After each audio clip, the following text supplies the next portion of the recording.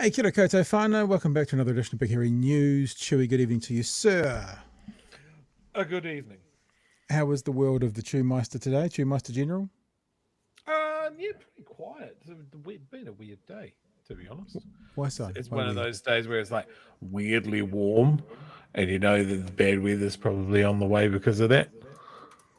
Right. Yeah, it was quite warm today, wasn't it? It's always funny talking about weather, being in Dunedin and having people from around the country.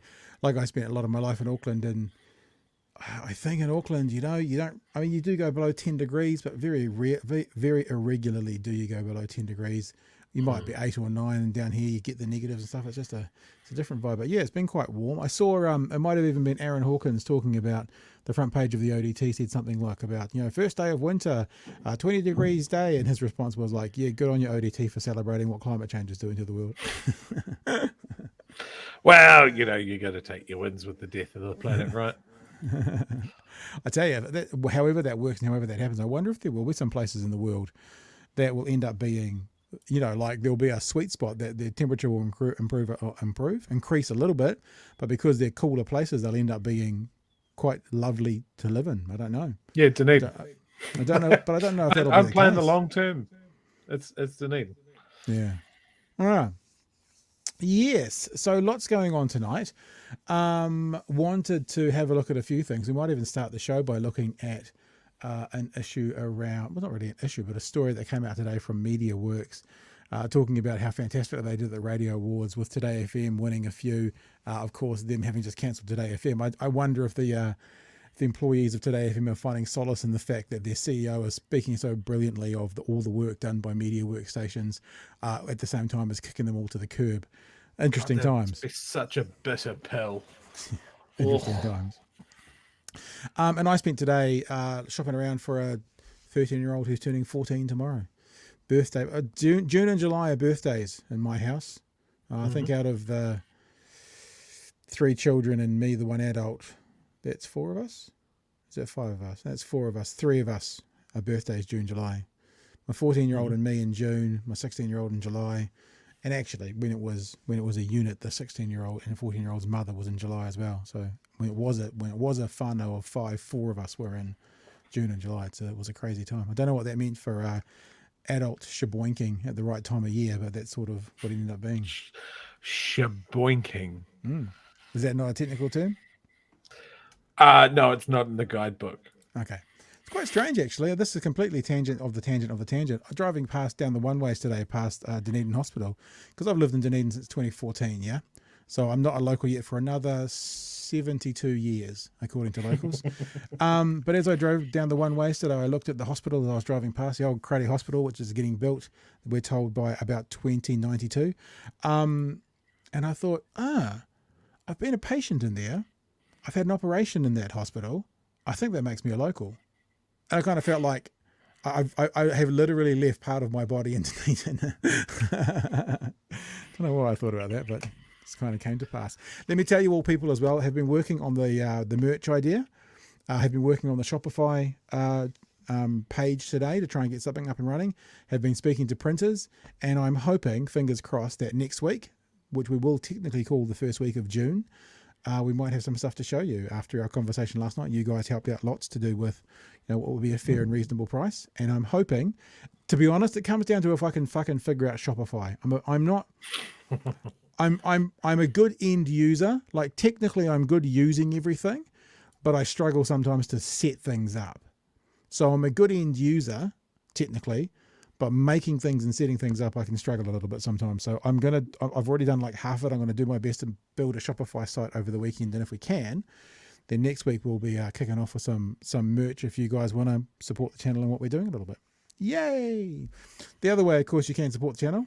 Smooth. Did you see that smooth transition there, Chewy? It was pretty smooth. Is via our Patreon, patreon.com/Big Hairy News. If you are a member of Patreon already, thank you very much. We enjoy you being on board.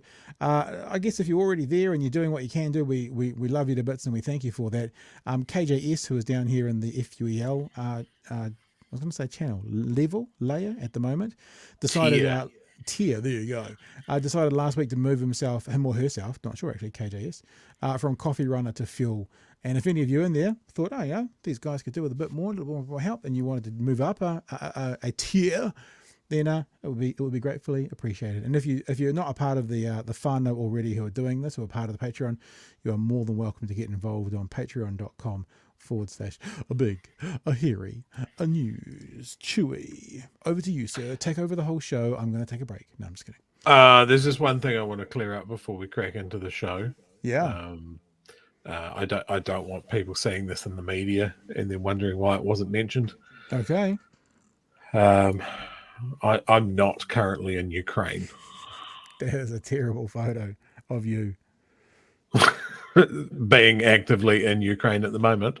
Or are you saying that this is not me in Ukraine and really that's just you doing paintball last weekend? You just take it really fucking serious. No, this is from an ABC documentary, and I had a few people that had seen that go, hang on, what's going on here? Do you know why I don't think that's you? I don't think I've ever seen you wear aviators. I think that's probably the determining factor for me. Well, I'm inside. Yeah, you're right. If they were like dirty dogs or bloody speed dealers or something like that, that'd be me. Ray-Bans. Hey, let's have a look at this press release put out today by MediaWorks. I just wonder how the recently fired 30 or 40 people from Today FM feels about this. MediaWorks interim CEO Wendy Palmer said it was, quote, it was fantastic to be able to get together in person this year to celebrate the depth and breadth of the talent in Aotearoa's radio industry.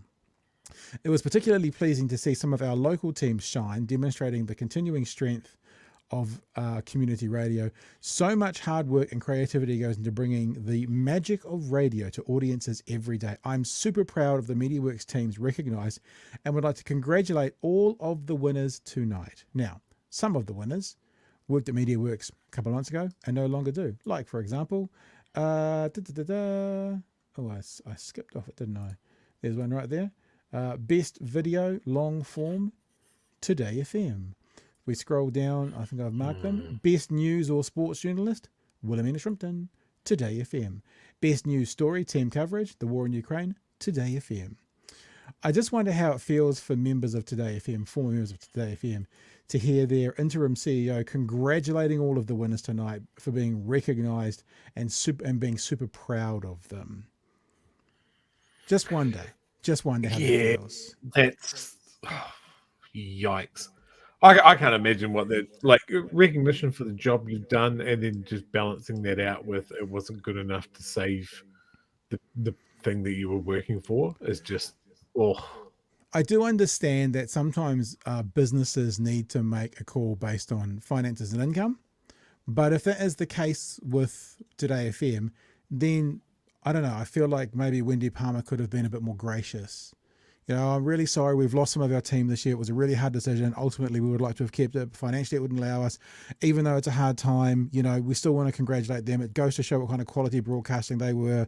It wasn't about the quality of the broadcasting that led us to a decision. It was, you know, extenuating circumstances based around finances and da-da-da-da-da. You know what I mean? There could have been another way to do it, to spin it. Not even to spin it, but just to be obvious.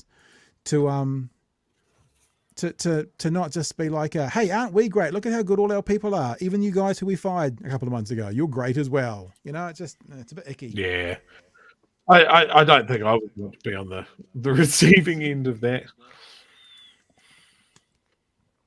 I also thought we might have a quick look, really quick, at another media outlet today. Have you heard or seen much about this Paddy Gowers new show, Padagawa Has Issues? I did see a brief thing on Facebook about it. Samantha Hayes sharing something around about it. Padagawa Has Issues is like a late night show. It's a little bit of a light-hearted look at the at the World. I'll play you a little clip from. I haven't seen it in its entirety. I tried to watch the first episode and kind of was like a bit meh. The problem is, and I don't want to shit all over it because I'm into people creating content and trying new stuff, but it just feels like New Zealand has never been able to do that late night talk show. You know, that kind of late night, entertaining, news driven but slightly irreverent show. Yeah. There are a couple of comedians on with Paddy Gowers and they do the funny from time to time. Here's something that they were setting up from this week's show. Let me play it for you and see what you all think about it. It's them taking a sideways look at the week. Labor is trying to win votes the old-fashioned way. Mr. Chippy turned Mr. Whippy. Here we go, enjoy. Handing out free ice creams for the Chippy cheerleaders. Ice cream. Chippy is the MP for Upper Hutt, so it's not the first time he's passed a cone. Those Chippy cheerleaders, though, they've got some catchy chants. They go sort of like, Chris, he's our man. If he can't do it, we've got other options. And Whippy Chippy's not the only nickname being thrown around. The Labor Party had a few choice nicknames as well. Chris Luxon is Captain Cliche. David Seymour is Reverse Robin Hood. Pretty good. Well, we've come up with some of our own ones, like here is the Incredible Sulk. This is Lowen Iron Man. And of course, finally, raised the age of Superman. So there you go. But a comedy, what do you think? Joe, you're a comedian. I mean, it's a difficult medium to succeed in, but what are your thoughts? I mean, this is a very unfair representation. I didn't pull out bad stuff on purpose. I just pulled out a clip that actually I kind of thought was okay. Yeah, I mean, it's a new show and it's always hard to hit your stride coming straight out of the gates. I think, I think more 7 days does probably this a little bit better. Maybe their writing room is a little bit better. I think what a lot of people don't realize is you have comedians fronting it. It's not necessarily the jokes that they've written. It's usually a team of writers putting together gags and just throwing stuff at a wall and seeing what works. And, when you have been on TV before and you haven't been doing that format before, you're not comfortable. I'm getting a little bit of a sense of uncomfortableness. Yes. Coming through, but maybe they'll shake that out. But there's that American model, that Jon Stewart probably nailed it down finally and then others have carried it on. The late night show in America, there is that model. And in New Zealand, we have seen that ironically with an independent broadcaster in White Man Behind the Desk. He's probably done it better than anybody else. And, we'll give this time to breathe and we'll see if anything comes of it. I think a program like that, any sort of program, once it speaks into society or speaks into the zeitgeist, if you will, that's when it kind of becomes relevant to society. So I wondered how good it would do. Now, thinking that TVNZ News gets about 500,000 viewers, I think. Let's say, I don't know the exact numbers. I used to keep quite a close eye on them, but 500,000 viewers seems to be about right. When I was doing an overnight show on News Talk ZB, literally mid-dawns, that we had 100,000 listeners a week. Radio, the biggest radio shows in New Zealand get, say, 300,000 to 500,000 listeners a week. I wonder what Paddy Gowers Has Issues. Now, I did a bit of a deep dive and tried to find out if it's sponsored by New Zealand On Air or paid for by New Zealand, and I couldn't find any funding when it came to New Zealand On Air. Maybe Discovery is just paying for it. Maybe it's not New Zealand On Air funding. But this is what I found May 29, so it's just a couple of days old.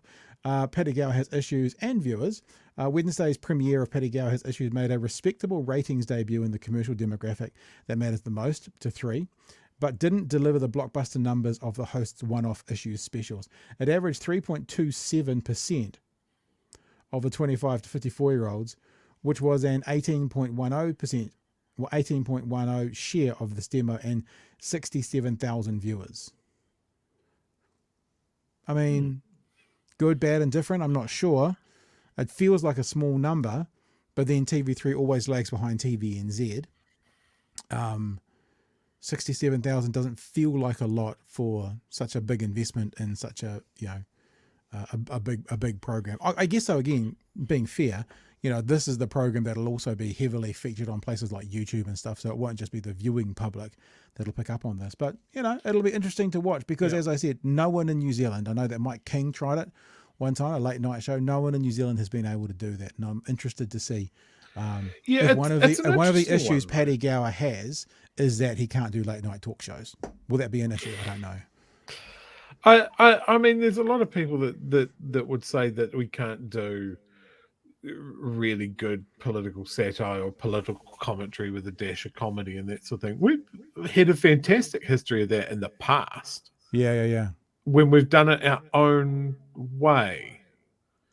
And I think sort of aping an American way of doing things doesn't necessarily work. Or, interesting. it's 7 days. It's certainly copying a format from overseas. It just seems to work a little bit better. I think one thing that's worth noting as well is these sort of shows are enormously important to working comedians. Yep. Because sure. it is a paid regular gig. Well, that's one of the things that every time I've ever interviewed a comedian from the UK, it's like, 8 out of 10 cats. It's like, would I lie to you? It's like, never mind the buzzcocks. It's a question of sport. That they are, the UK seems to be the place that panel shows are most successful. And you're right, QI, it goes on and on and on and on and on. And they would just all make plenty of money off that and then enable them to continue their craft by touring, where then the top guys make even more money still. Yeah. My favourite panel show in the UK has always been the Big Fat Quiz. I love it. Every year I start looking forward to it at like hits November and I'm like, oh, we're a couple of months away from the new Big Fat Quiz. And they tried to do that. They tried to do some series, because how they do the Big Fat Quiz of the year. And every decade they do like the Big Fat Quiz of the year and the Big Fat Quiz of the decade, which works. They actually tried to do just a Big Fat Quiz, like series of, I think there might have been 6 of them, they did it for a couple of seasons and it didn't rate. So there's something about, we've got it into our psyche, people who watch it, that at the end of the year, this is one of the things you do at the end of the year, and it's humongous. But when they tried to turn it into a bit of a, not tied to the end of the year series, didn't work so much. Yeah. Okay. I know people are just now reminiscing. Yeah, there you go. JK mentions a couple from the past, McFarlane Gadsby. Yeah, that's what I'm thinking. Mikhail Gadsby, what was the one with the puppets? Was it Spitting Image or something like that? Spitting Image, yeah. I think that's a UK one that's been brought across. But I think when it becomes completely owned, like 7 Days, I don't think is an international product. I actually remember talking to Jeremy Corbett about when they made it. Funnily enough, I had a prop out at the same time called 7 Days. It was a completely different concept, and I remember being annoyed with Jeremy because he got this show greenlit called 7 Days. My show was about it was a documentary show where, as a host, you'd go and spend 7 days in various communities. You'd go and spend it with on the West Coast, or you'd go into a prison, or you'd go and shadow the Prime Minister, and you'd spend 7 days doing it. Never got greenlit, by the way. But I remember him saying that they developed, obviously the games that they play on there are common on lots of shows, but they developed it themselves. So they all brought it together and decided what they'd be. And then for them to get it green light, they had to basically sell it to TV3. So the guys who developed it here in New Zealand, who made it then, now don't actually own it. But they obviously have earned good money off and stuff for the time, but they couldn't take that elsewhere. Yeah. I think the UK style of humour is a better fit for New Zealand, personally. Yeah, I agree. And I think the other thing to bear in mind is when you look at doing shows like this, you have to look at the funding model. And this, when people go look at, say, like a BBC type thing where it's publicly funded, that's where you get it. You get something that has an income stream that is not dependent on advertisers, that you get people willing to take a risk. Yeah. And when we talk about McFarlane Gadsby and their comedy shows, they would have been like, you couldn't spin up a show like that now. Advertisers wouldn't go near it. Yeah, that's interesting. What would actually fly now and what wouldn't fly now? What could you do? I wonder if Jon Stewart's The Daily Show from 2003 would be able to run today as it did in 2003. Probably would. I mean, they were mostly clever and funny. And I remember him talking to a Bill O'Reilly, and Bill O'Reilly, of course, trying to chastise him, and Jon Stewart saying, at your highest point, who do you want to be? And it's like Walter Cronkite for Bill O'Reilly, and he's like, well, for him, it's pick a comedian it's George Carlin for him. And he was like, the first thing we do is look for the joke and then the story. The first thing a news organization does is look for the story and then how to tell it. Whereas their starting point is the joke, is the gag. So Yeah, I mean, we'll both know this, right?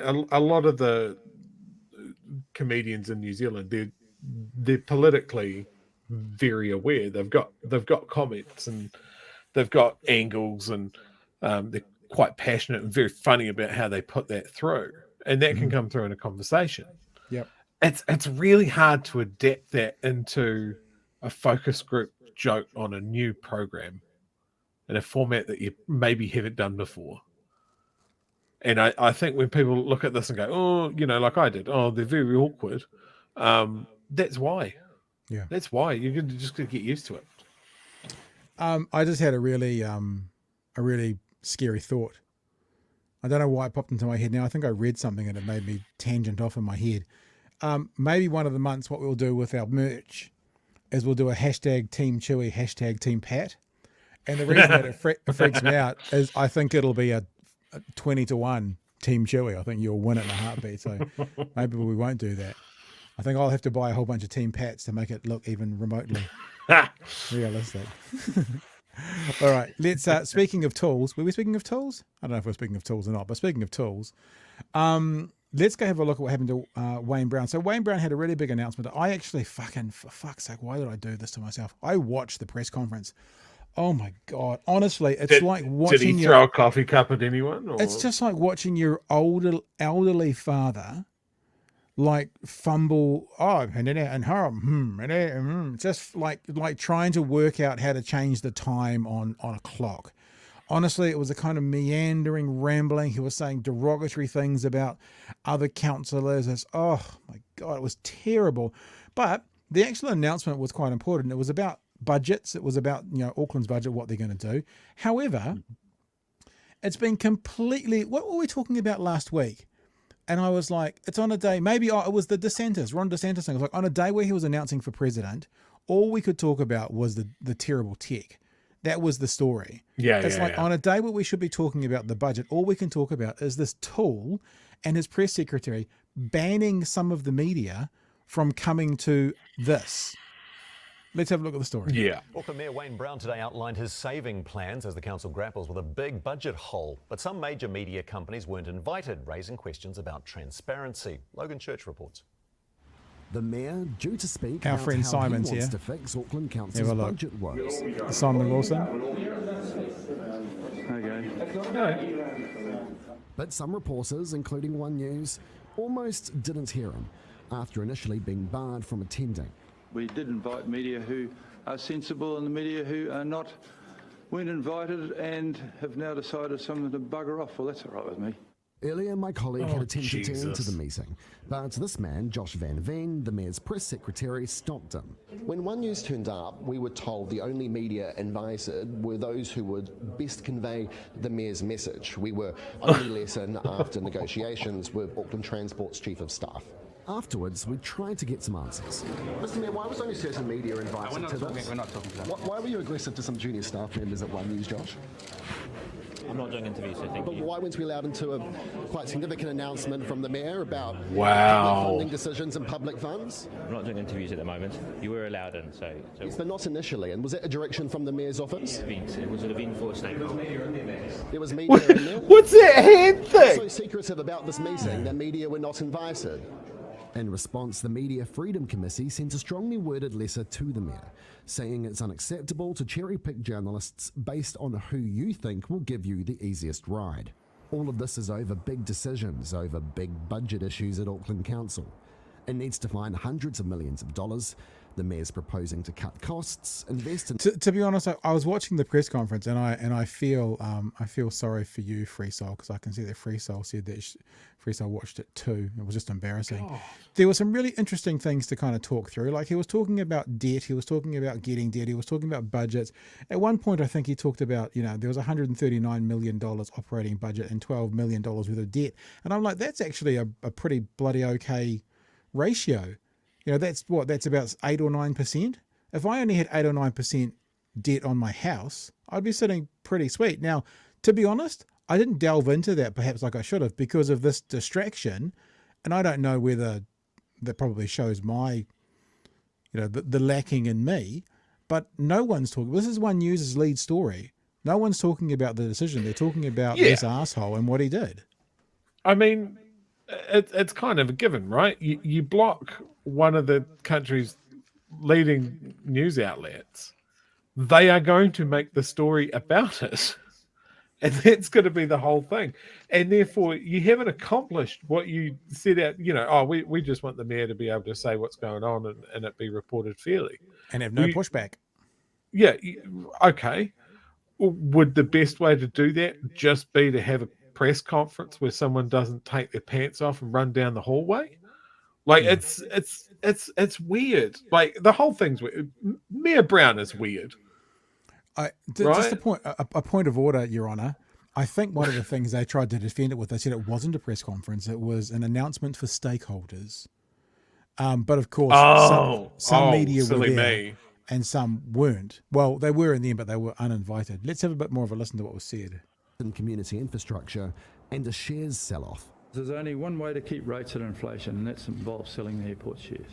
In his speech, he also made digs at those who disagree with his approach. I think the undercurrents like that is not helpful, but overall I'm trying to look at what he's actually saying here, and we do need a much more cost-effective council. If we want to work together, calling people out is not the way to do it. I don't recall us being in the 1950s Mad Men episode where that has to happen. All of this will be debated next week, and One News will be there. Maybe. Yes, indeed, and Logan's with us now live. Maybe. Logan, has the Mayor's office given you a reason for only inviting selected journalists? Well, Simon, there was a response to that letter from the Media Freedoms Committee. In that email from a Mayor spokesperson, they say the event today, the speech, was not a press conference, and they did invite a select number of journalists. They also said that staff and guests were disappointed by the conduct of some media who they claim tried to get into the meeting. Of course, as you heard in our story, when we tried to get some answers from the Mayor's staff about what went down, we were unsuccessful. But I think there are some bigger issues here, Simon. It's becoming clear that the Mayor and the Mayor's office are very concerned about public perception around some of these big budget issues. And a lot of people would have been looking forward to hearing what the Mayor had to say today. And that's because a Mayor has a voice around the council table, and it's a strong voice, a powerful one. And ultimately, there's a lot of money at stake here, and a lot of people's lives potentially affected here in Auckland, whatever the council decides. So I think it's fair to say, whatever your political lean, what happened today wasn't great for effective local democracy. So I'll show you one other thing, one other photo, and this is off Simon Wilson, who was there. We saw Simon, I think. This is off his Twitter feed. It says, what did that weird mayoral meeting mean this morning? Here's Wayne Brown waving to excluded journalists, a picture of courtesy of staff, column final for tomorrow. So this is Wayne Brown coming up to the window like an absolute tool and going, hello, to the people who he didn't let in. So you're dealing with a petulant bully teenager. I mean, that's the only way I can think about it. And let me just say some comments that come in. I want to respond to them straight away. Mark, how the fuck did he actually get elected? Followed by Vicky. Too many sensible people didn't vote. And I'll say it before, I'll say it again. And next week you might be able to buy it. If the left vote, the left win. And guess what? Guess who didn't vote in enough numbers for Efeso Collins? The left. The West didn't vote. The South didn't vote. He said today in the meeting, 180,000 Aucklanders voted for me. It's 1.5 million people live in that. That's like 12% of the population voted for you. Yes, you're entitled to be elected on that number, but it's not hardly a mandate for all of Auckland wants me. But the left didn't vote. This is our warning, people. This is our warning for general election. This is our warning for, do you want the country to be run like the Mayor of Auckland is running Auckland right now, Chewy? Yeah, absolutely. There's a couple of comments there, and I want to highlight this. I don't think that he realises that he's one vote, and that if you want things to happen on council, you've got to get people in your corner, and you don't hit that by going after them. You get them by building consensus. And that also seems to be a thing that is missing from a lot of right-wing politicians is they can't build a consensus. They can't grow that way. I mean, Brown's had a hard on for selling Auckland's airport shares right from the get-go. Since he tanked the stock numbers, since Yeah, he tanked the price. he campaigned about it. He had that, that brain fart that affected their share price. It stopped the holding. Like, it's also the worst time to sell those shares. Like, there's been massive investment in the airport through the COVID downturn. It's going to come back up. They're going to make dividends that way. Yeah. Like, selling a productive asset is just insane. It's the gateway. It's the international gateway to the city that you run. You get a dividend. It's mental. Sell something that's not productive. Yeah, he was talking. What's something that you could sell that's not productive in Auckland? What's the going retail price for a golf course these days? Does that plug the gap? He was talking about, like he said it like, so therefore it's a good reason to sell it. How unproductive the airport has been for the last 3 years, and I'm like, what you mean? Like for two of those years when the country was closed down and there was no one coming in, you mean those years it was unproductive? Really? I went, gosh, you get rid of it. I mean, it's a little bit like going, I haven't planted any plants in my veggie garden, and for the past 2 years, I've had no veggies returning for it, so I'm just going to cover it with grass. Because for 2 years, I've had no veggies in my veggie garden. Have you planted any, Pat? No, but I've had no veggies in my veggie garden. And? Would it be unfair to wonder if he has some rich cashed up mates with money to buy shares that might be sold at a bargain basement price? Well, I notice you have starred a particular message that's come through tonight. Is it time to share that message there? I think that is a ponderance and certainly maybe an honest held belief, but it's not an accusation. He says thinking about the legal ramifications. Look, I'm just the man putting photos on a whiteboard and using white string to pull them together. I might be fucking crazy. Yeah. But yeah, as DIY Guru points out, Graham Hart, net worth $1.3 billion US dollars. 8.3 billion. 8.3. That's with the cap, the big B billion. Wayne Brown's biggest campaign funder.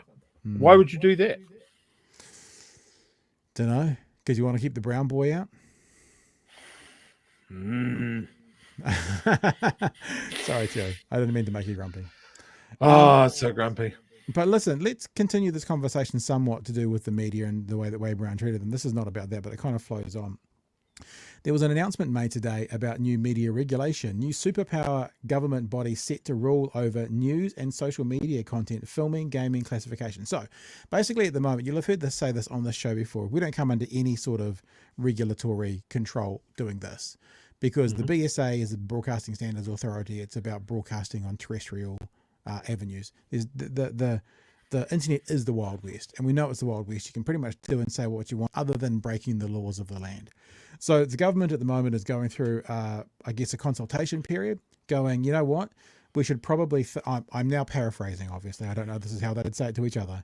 But you know what, stuff's changed, and we need to relook at if there is regulation needed for other areas of media. Because the laws and the rules that are governing media right now are written for old media, not written for what the new media world basically looks like. So this is some of the things from an article on the Herald. On the face of it, the new government-appointed regulator, which is what they're talking about, has been designed primarily to rein in harmful content on social media platforms such as Facebook. But professional news media organisations would also come under its auspices. The document says, this is the document that's been released today, and remember, it's a working document and it's going out for consultation. This is not law, this is not proposed law, this is the idea, and now they're looking for feedback. The document says traditional media are likely to welcome the move as it levels the playing field by regulating social media, but some media companies aren't pleased. Stuff Chief Executive, well, she was until today, she's just changed her position, Sinead Boucher. We approached Sinead for comment, she didn't get back to us, but Stuff Chief Executive Sinead Boucher said the moves had the potential to, quote, significantly impact independent New Zealand media companies and our journalists. Professional independent New Zealand media companies are already heavily regulated. Further regulation of the news media is wasteful and could impact press freedom. The government's focus should be on regulating the business practices, content and business models of the social platforms which are under-regulated. Yes, they are, Chewy. I'm sure that's better now. Regulated business practices, content and business models on the social platforms which are under-regulated publish enormous volumes of harmful content and are not the subject to already strict laws governing New Zealand media companies and journalists. I'm assuming that sounds better to you now, Chewy. I apologise, my speakers were still on 100%.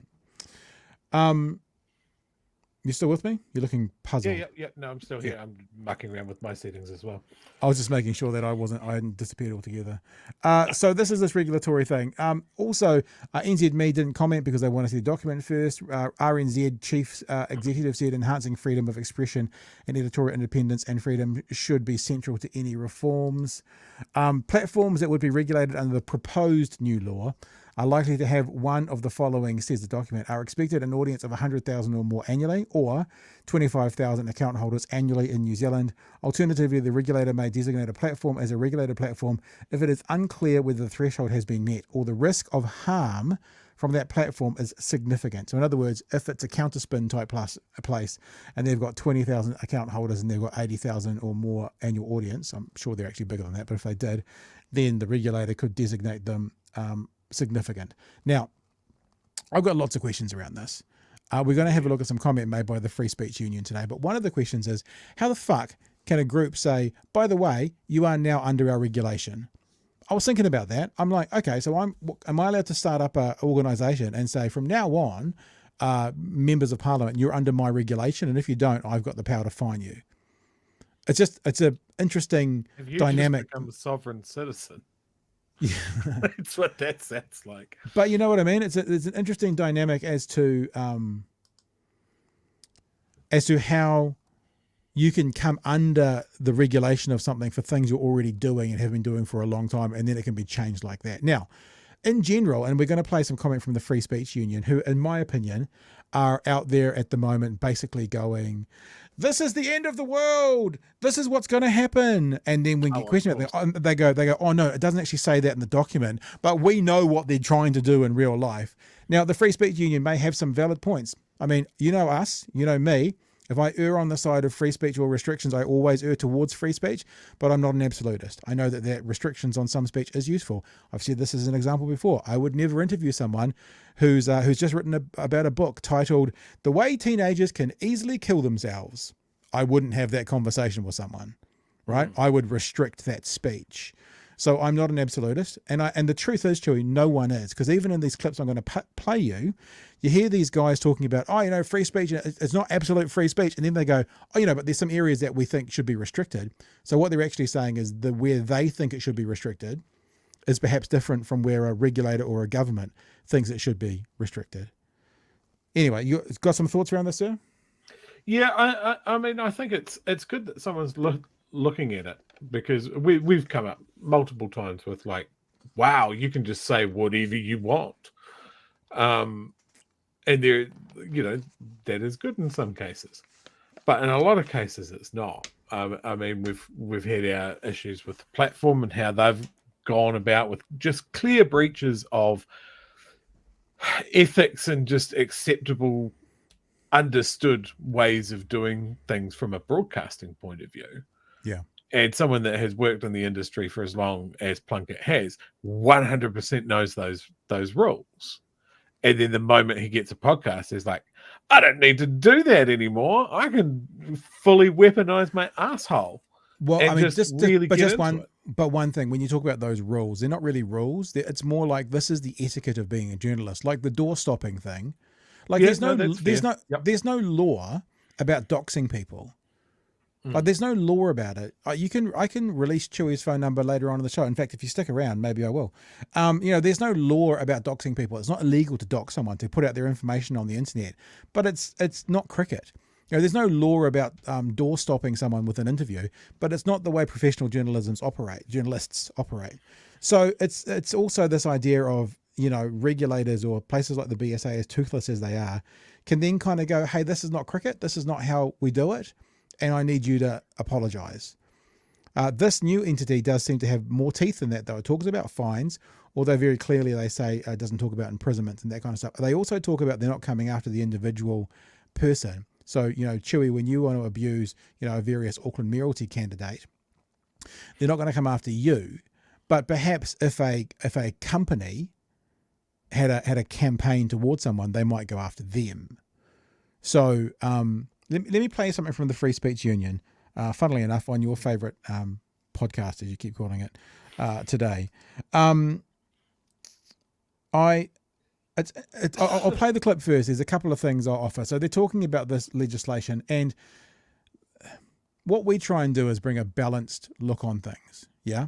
Now, I'm concerned about what hate speech laws could be. I'm concerned about restrictions on what free speech could be, but I'm also clear that we should definitely see what it says and work through the system. What the Free Speech Union has come out saying, and they say it in two of these clips, when they basically say, no, it doesn't say that, but we know that's what they mean. They say things like, they're too smart to put in writing what they really mean. So in other words, it's scaremongering, which is hard for me to say it like this because it sounds like I'm sitting on the fence. They may be accurate, they may not be, but it's definitely scaremongering right now. Actually, no, I don't think they're accurate. I don't think any government is setting up to try and squash free speech under the auspice of regulatory issues around keeping people safe on the internet. I don't think that's the case. So let me play this part of this conversation. And in this conversation, Sean Plunkett is looking for evidence that the government is trying to put people in prison for saying nasty things. That he's fishing for that evidence. Yes. So they would suggest a new censorship body specifically around the internet, which would have the authority to what? Fine, imprison, compel people to not say certain things on the internet, and who would decide what you could say and couldn't say, according to the discussion document? Sean, you and I both know they're smart enough to not put any of that in the document. So in other words, Plunkett said, are they going to imprison people for free speech? The Free Speech Union goes, well, they'd never say that, but... So that's the scaremongering. So as you read through the document, and my team and I, there are 3 documents. We were reading through the over 100 pages last night, trying to get through the details. What this discussion document is saying, hey, have you seen something that's nasty online? Don't you think that shouldn't be there? Why don't we stop that? Yeah, that's about it. But it doesn't say how we're going to stop that. So what this will do is it will set up a regulator whose broad aims will be defined by Parliament. And once the regulator is set up, the regulator is the one who will decide what content will be allowed. Oh, you can't have that. It's got to be the people that decide, not some bureaucrat. Jonathan, that's ridiculous. So Plunkett wants the people to decide, right? People do decide, though. Well, I guess they do through their feet or ears. But the thing that's ridiculous about this position is what legislation in New Zealand, what safety law, whatever, do the people decide? It's not how it works. You know what I mean? It's not how it works. And before you jump into it, I want to show you one more thing. Remember, the guy from the Free Speech Union, he said this. He said, it's about, is there something nasty online and do you want it taken off? Well, actually, from the article written about the document, this risky content, because that's what it's about, risky content, content includes age-inappropriate material, bullying and harassment, and promotion of self-harming behaviours. Instances of harmful content on mainstream social media sites, such as influencers promoting dangerous disordered eating to teenage girls, have become too common. Mm-hmm. So what the Free Speech Union was saying was like, people are going to see nasty things they don't like and complain about it. It's actually about... Now, I got to be careful here. I'm not actually standing up for this legislation yet. I haven't seen it all yet. But what I'm standing up for is an inaccurate portrayal by the Free Speech Union of what it's about. That's as far as I've got so far. I will figure out my opinion for or against it as we go ahead. But it's not just about, someone being a bit mean to someone else. It's about people advertising suicide. It's about one of the examples they gave was there was a suicide live on TikTok. It's about that. It's not about, no, he misgendered me, so I'm going to get him banned. It's not about that, according to the document so far. We'll leave it at that, shall we? Yeah. No, I'm surprised they didn't mention a slippery slope to fascism or something like that. I mean, anybody else talking about this, it would be desperately dry balls to talk about it. It's just there is no regulation for this sort of stuff. Media has moved so fast that legislation cannot keep up. Yep. And there is a need for something, as you said, as toothless as the BSA is, there is a need for something similar for modern media. You can jump on TikTok's a great example. You see all manner of lies, hoaxes, terrible advice, hate, and then what are your recourses? I often talk to people about, behaviors online and who do I report this to and that sort of thing. And it's like, oh, well, you can go and look up some ideas on NetSafe. You can report it to the platform and maybe they'll listen to it. Yeah. The platform that it's on, not Sean Plug. Because he won't do anything about it. He's probably the one doing it. But yeah, it's our current legislation is not fit for purpose.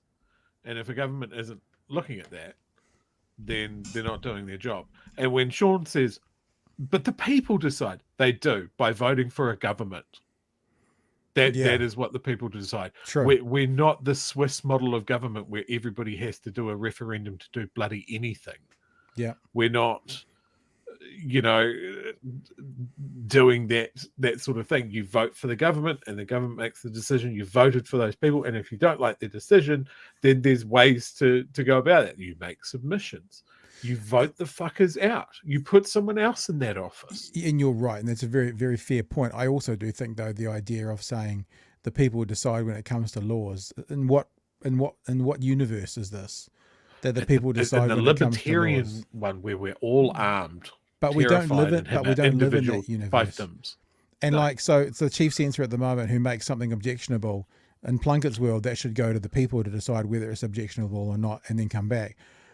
So the Christchurch mosque shootings now have to be seen by everybody, the whole country, to decide whether they're objectionable, to then vote on it to see if it gets classed as objectionable. It's ridiculous. I've got another clip here that I want to play you as well, because this is a part of the conversation where he goes on to talk about, what is free speech and where are the lines. And I always find it hilarious when free speech, there's no such thing as a free speech absolutist.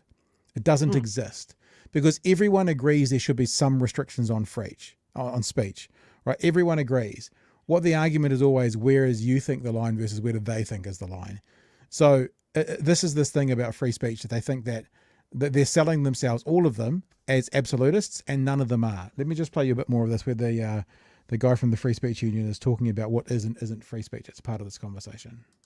Jonathan, it sounds like something that Kate Hanna and the Disinformation Project could have written, this discussion document. Hey, there's a whole lot of nasty stuff out there. Just listen to how much he's fishing. And actually, you've already heard it in the previous conversation when he was talking about imprisonment, and the guy from the Free Speech Union has to go, no. And he does it again here, looking for, how terribly this has been written. And the guy from the Free Speech Union says, actually, we've been involved with this document so far. Like, the government's been open about it. Free Speech Union has been involved with the process to this point, and he has to admit that. He must do something about it. There are Nazis everywhere. Is it written, or is it couched in those paranoid terms? No, it's not. No. And credit to some of the team at DIA. We've had the opportunity to meet with them on this project several times. I was actually surprised when I saw the discussion document come out with the tone. So did you get that? The Free Speech Union has been involved in this process and says that's not how it's written, but they're still distrustful of the document that they've seen and been involved with the conversations around it. Yeah. That it does, and with the content that it does, because as we've been working with them, they have been acknowledging significantly, and they do in the discussion document as well, the importance of free speech. But it's almost like... Hang on. So the document's been written with you, well, not with you, but in your consultation, you've been a part of it. They're talking about how important free speech is, and now this is the scaremongering of, but we know what they really mean. As with so many other people, yeah, I believe in free speech, yeah, it matters, but surely these nasty things should still be removed. That's not... I mean, those nasty things like live suicides and disordered eating to teenage girls, those nasty things. then free speech. And I would say the team there have gone some way in saying that a high. So sorry, but just to repeat that because I talked over it. He was talking about these nasty things, therefore are not free speech. So that's him selling himself as an absolutist. And they do in the discussion document as well the importance of free speech. But it's almost like as with so many other people. Yeah, I believe in free speech. Yeah, it matters. But surely these nasty things should still be removed. That's not then free speech. And I would say the team there have gone some way in saying that a hyper strict approach by the government, locking people up, isn't on the table. Fine. But we're talking about things like shifting algorithms. So you may be able to post online, but no one will see it. That's still an incredible involvement of an oversight body connected to the state, at least, that is going to have huge implications on the way public discourse is done in New Zealand on really crucial issues. No, just notice all the absolutes he's saying. This is going to have a huge impact. There is going to be, basically, he's talking about shadow banning. This is a discussion document for people to, but this is the scaremongering. Be afraid, New Zealand, because this is what this Labour government's going to do. This is a discussion document that he's already said talks about the importance of free speech, that doesn't talk about imprisoning people, that they've been involved with conversations right up until now. But remember, fucking Labour, you know, shadows of Jacinda, what are they going to do? It's just, it's like, it's repugnant. It's repugnant. What? Who is this guy? Who's this free speech guy? He's the head of the FSU. I don't know. His name's Ailing or something. Something Ailing. Oh, okay. Jonathan Ailing. So he's the head of the Free Speech Union. But I've got about another 90 seconds of this to play if you can handle it. We'll get to the end of it. Do you think there is a need for some regulation or rules around what happens on the internet? And I look at... You ready for this? Do you think so? So Free Speech Union, the answer should be no. And of course, Plunkett's now going to pontificate for about 3 minutes, it's not that long, about how fabulous the platform is. And I've got a response to that. The platform. The platform, we're not subject to the Broadcasting Standards Authority. We're not a member of the Media Council. Which is why you can't be in the press gallery. Sorry to tell you that. We do what we want, but we do it responsibly. And we're also subject to all the criminal codes and civil law codes of New Zealand, which do govern our behaviours. And we do take into account. But we don't specifically need anything about what we specifically do because we don't defame people. Well, that's not true. Well, we can't say that's not true, allegedly. David Farrier might have something to say about that, but we'll keep going. I said might. And we act with integrity in a commercial sense as well. Well,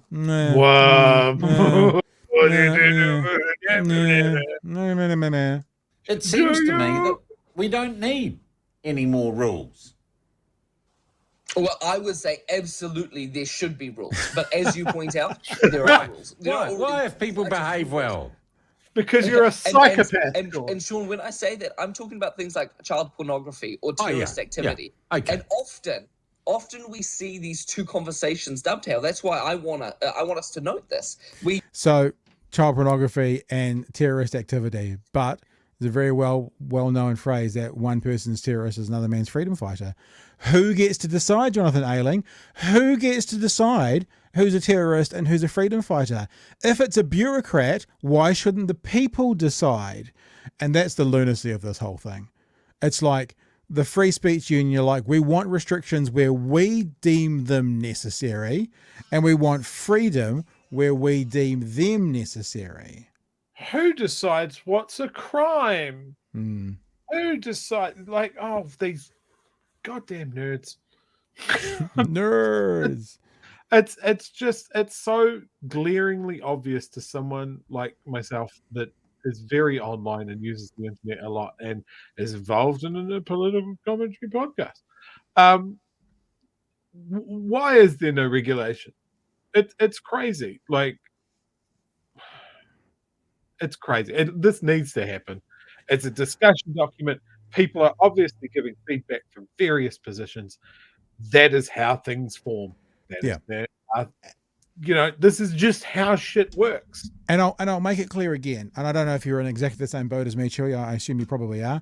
I'm not standing up for this discussion document. I'm not saying it'll be fine. What I am saying is those people who are going, this is the end of the world. New Zealand's going to fall over. As soon as they get asked a question about should there be rules, they go, yep, there should be.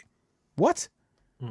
What? As soon as they go, oh, people are going to go to prison. No, that's not in the document. Oh no, the document speaks lots about free speech. All I'm trying to couch or put out there is this is the beginning of a process, and we will see what happens. I'm not someone who's going to be massively in fan of a lot of restrictions around general speech, but I'm also not stupid enough to go, it needs to be free all the time. What about teenage suicide? Oh, well, not that. What about terrorism? Oh, well, not that. What if a terrorist is a freedom fighter? Well, I don't know how we do that. What about child pornography? Well, not that. I mean, which I actually agree with, obviously. We all do. But you know what I'm saying? It's like, all I'm earmarking is we are going to follow the process on this, and we will keep up with it. We're not going to come out on day one going, they're saying something, but I guarantee you they're really meaning something else. It's a slippery slope to putting all citizen journalists in a camp. We're not counterspin media, right? We're not, actually. Huge thanks to Plan a Walk for a super chat. If you give out Chewy's number, he will need to be prepared to get several calls from cute bearded women. Chewy, I would you like calls from cute bearded women? No, thank you. Okay. You have to put Thank all you for of those the calls through my super wife. chat. Plan a Walk. We appreciate that. We appreciate you being on board. And also Peter has put through $6.66. Strange number, that one. I am so fucking late. And given I gave Chewy shit last night, here's a wee chip in. So there you go.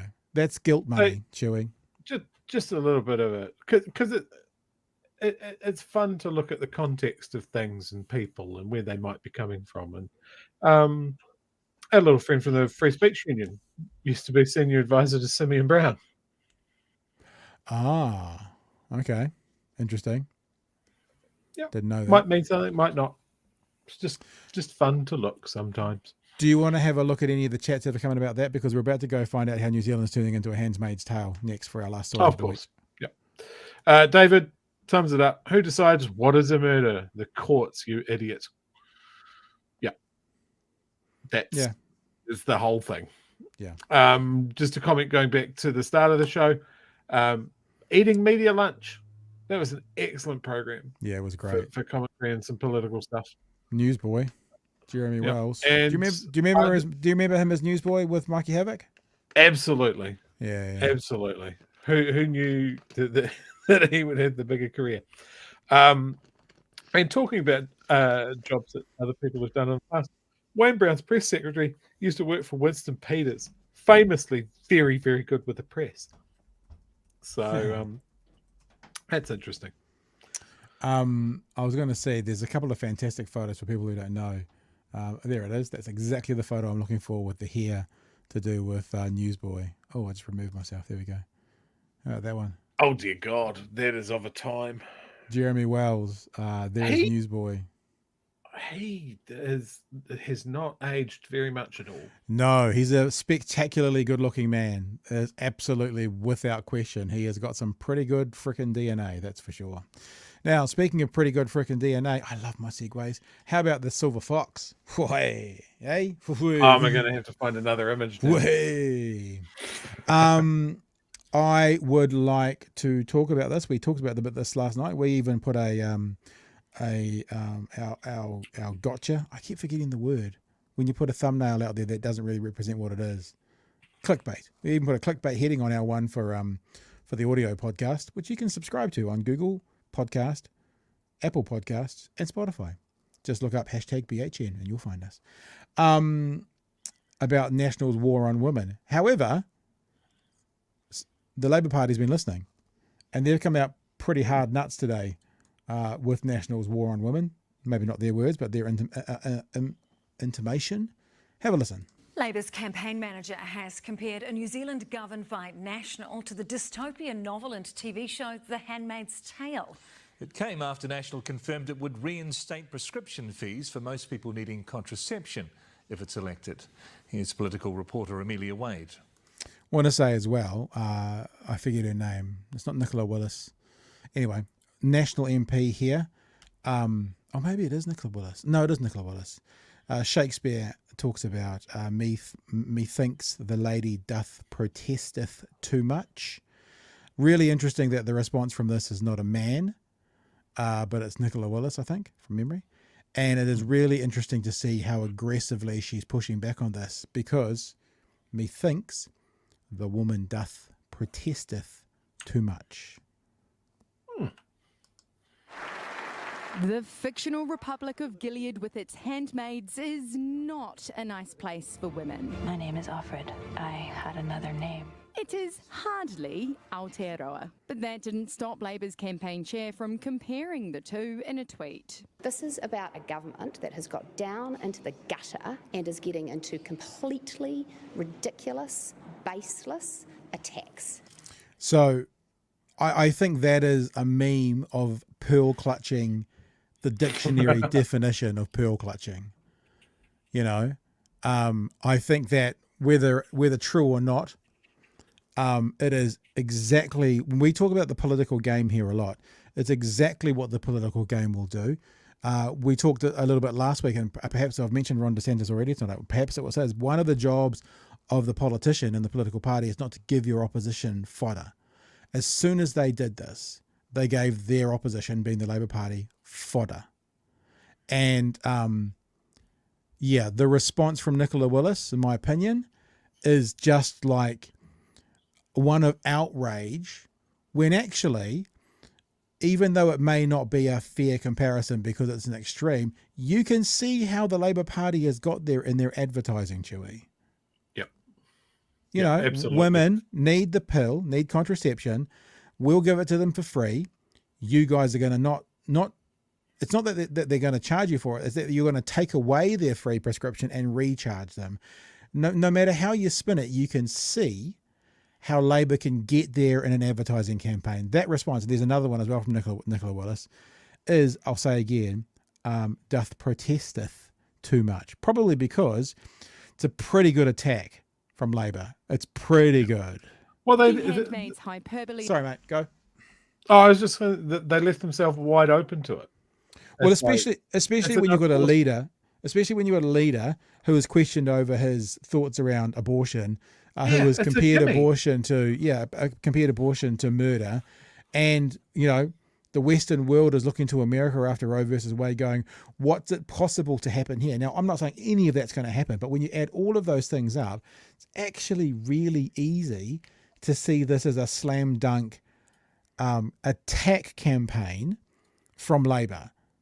And the response there, I know she can't go, yeah, they got us, which would be ridiculous, but it was just a little bit too in the gutter. Like, National's not going to be in the gutter in the next, 18, 20 weeks. What?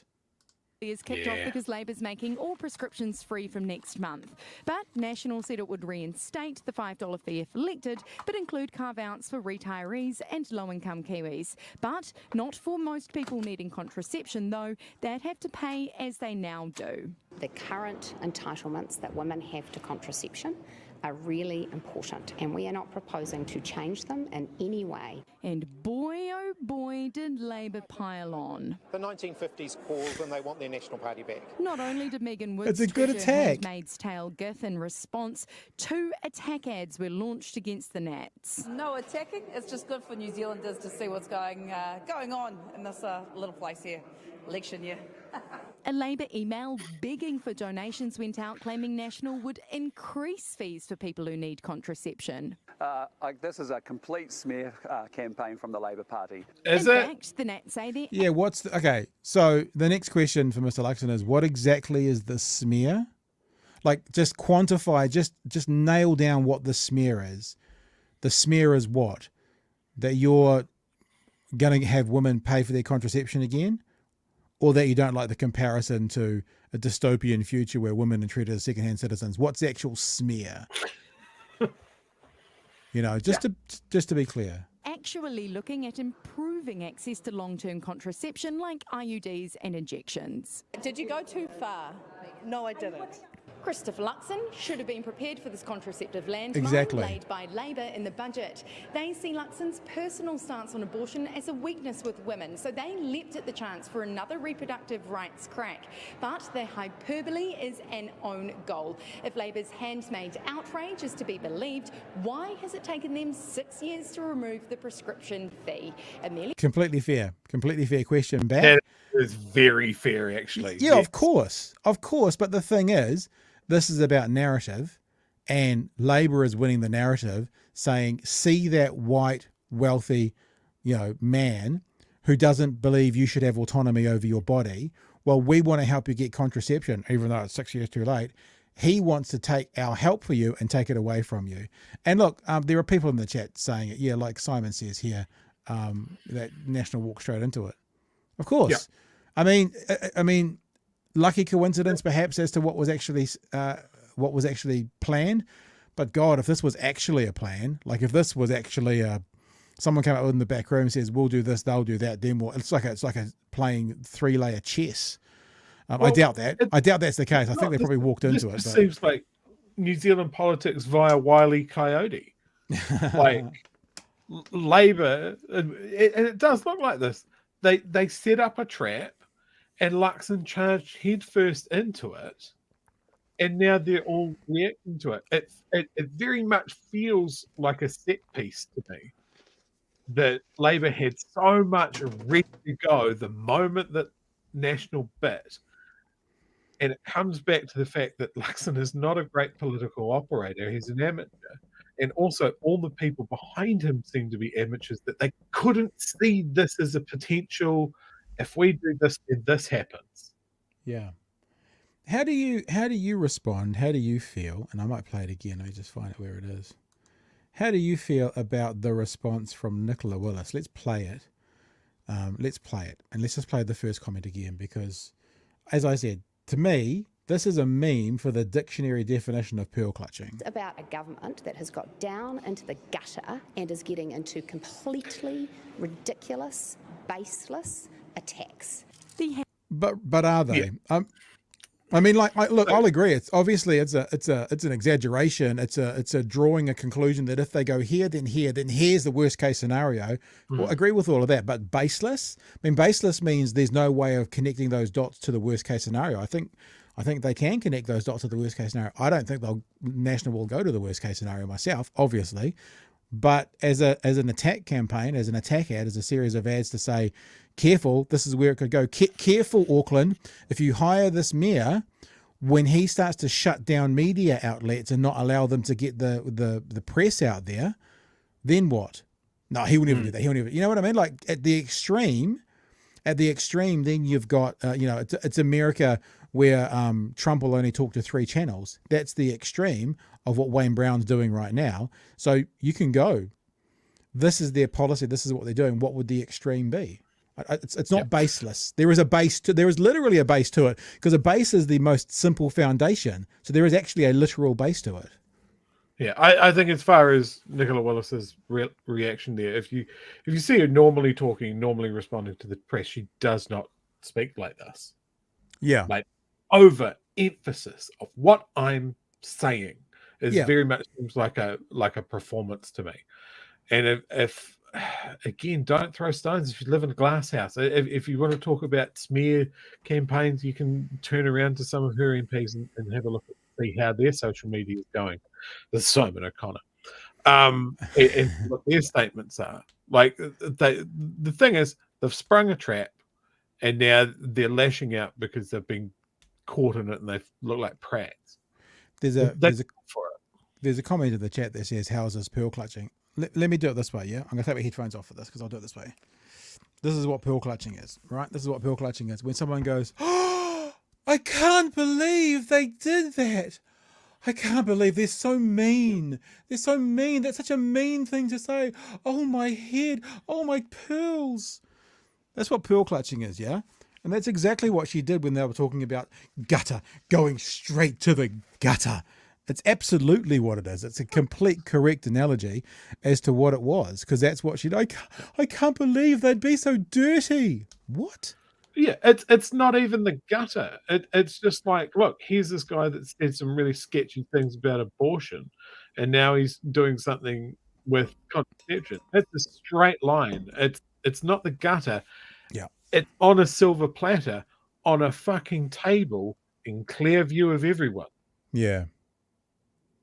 Yep. All right. Hey, Monday is a public holiday, team, so we will not be here. We will be off to celebrate. It's a weird one that there's not a reason for that public holiday, right? King's birthday.